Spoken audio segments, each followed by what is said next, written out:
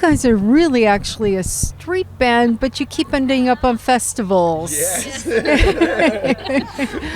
I know with Outbreak Festival, you went, played outside, and then they brought you in. Is that what happened? Literally the next day. We didn't expect it at all, did we? But a lot of these gigs, you hit and miss, you just don't know what's going to happen. But it kind of like blocked the whole road out, didn't it? Like taxis couldn't go anywhere. People were everywhere. So we can see why they're annoyed. But it was an amazing gig, wasn't it? One of the best. Yeah.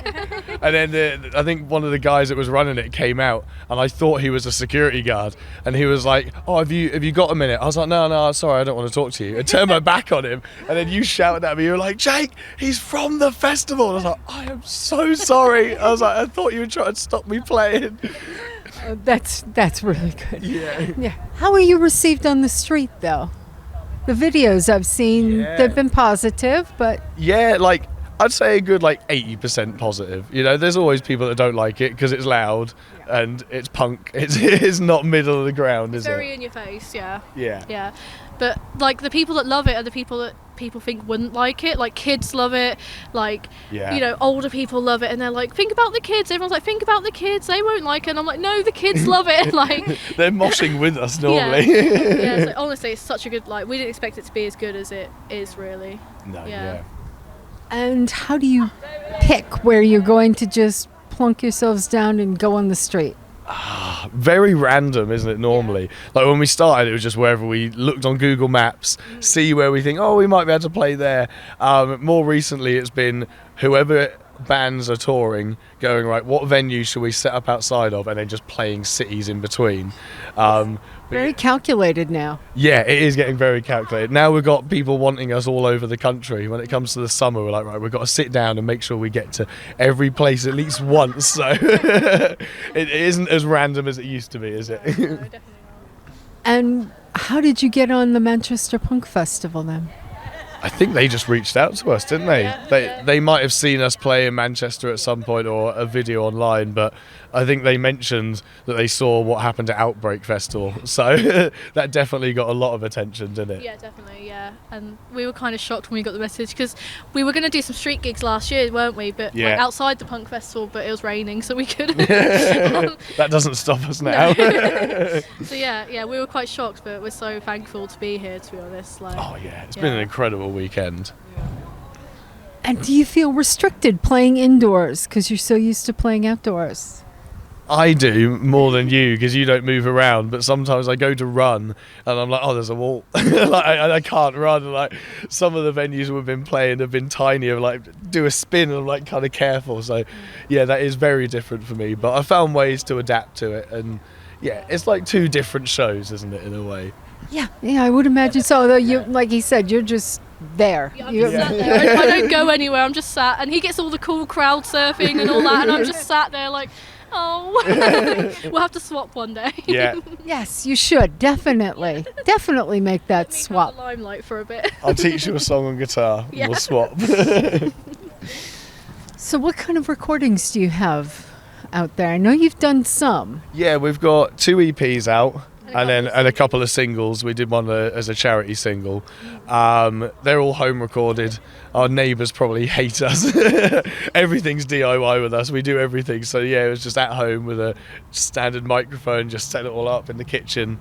Yeah, it's kind of good. But it's helped us learn how to do that side too. Like, we've learned how to record things and make them sound better in a way. So and saved us a lot of money. Yeah. Yes, definitely. No studio fees. No. Yeah. Oh, we're waiting for the day we can get into a nice studio. That'll be lovely. But like, for now, we can save the money so we can do this more. Yeah.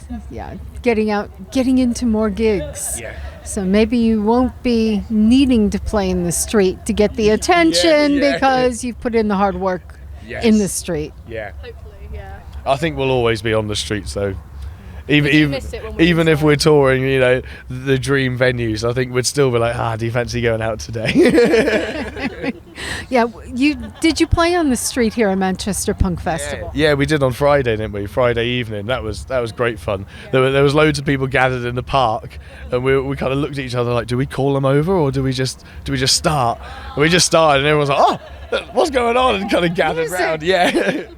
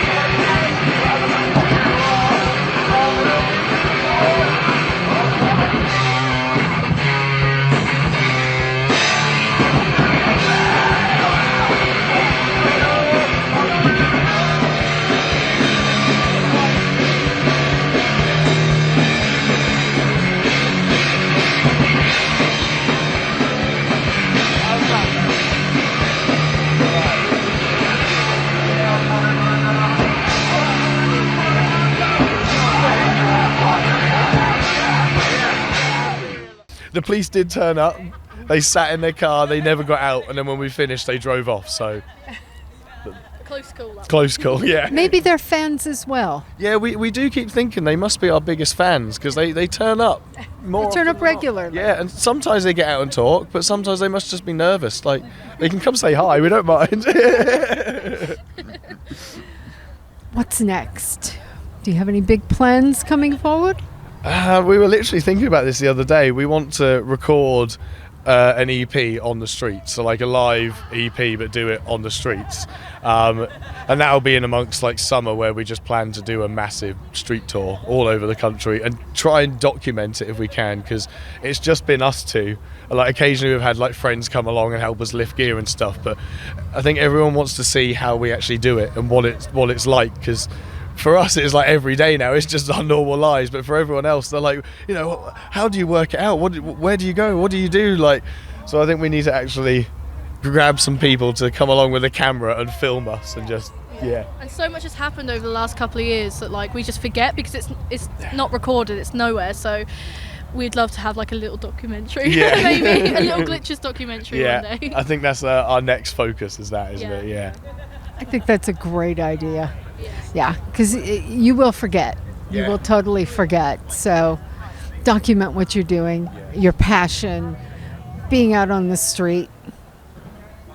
playing loud, noisy, irritating to some music. Yes. Definitely. It's always good fun when they're irritated because you see them get wound up and then they realise they can't do anything and they kind of like stamp their feet and walk off. And that's what we always say. We start our street gigs. I kind of like shout into the megaphone, it's going to be loud for 10 minutes. If you like it, stick around. If you don't, you might want to bugger off somewhere else.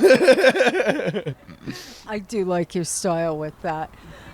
I want to thank you very much for taking the time to speak with us, and I'm looking forward to seeing you indoors at the Bread Shed. Oh yeah, it's going to be incredible. A full set rather than a 4-song street set. Yeah. You get nearly all the songs. And thank you for having us as well. Oh, it's been great, yeah. You are very welcome. Thanks again. The Beatles wanted to do it, so we flocked with one of their songs.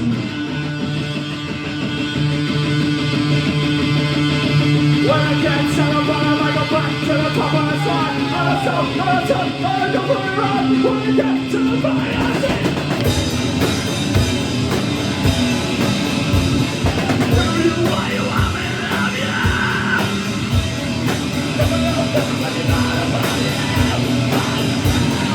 Come on, baby, tell me that you will, baby, love me, baby.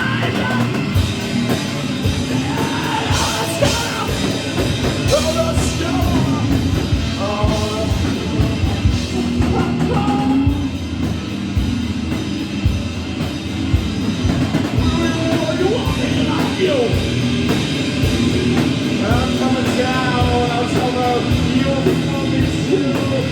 Oh, baby, it's so late. Oh, you're the answer.